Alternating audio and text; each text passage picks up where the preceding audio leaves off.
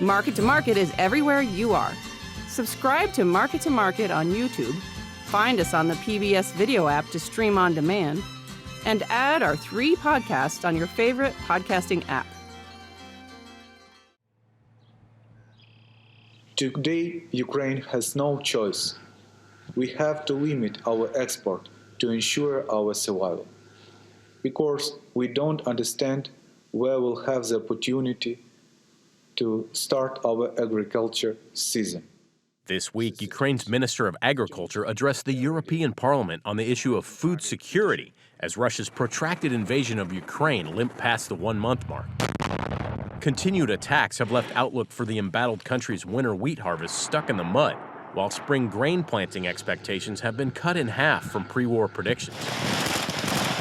Some local farmers have fled, taken up arms, or heeded government advice to plant alternative cereal grains like peas and buckwheat for local consumption. They are sowing under heavy shelling in dangerous occupied and mined areas under the risk of losing their lives. Comparative data from USDA's Foreign Agricultural Service reveals Ukraine's average corn and wheat production areas encroached by Russian advancement, and Black Sea ports, where the breadbasket of Europe normally ships key grain and fertilizer to Africa and the Middle East, is besieged. Ukrainian officials expect remaining port and farm infrastructure will be destroyed in coming weeks, warning a regional hunger crisis could ensue as supply is choked off and prices skyrocket worldwide. Corn and soybean prices are real high too, so I'm not sure that farmers will necessarily say, well, let's plant a lot more wheat when they're getting equal or better returns from other crops. Former USDA chief economist and current International Food Policy Research Institute senior fellow Dr. Joseph Glauber says the situation in Ukraine and sanctions on Russia should coax out extra wheat exports from countries like India and Brazil. But it's hardly enough to make up for 30% of global supplies being hindered by the consequences of war.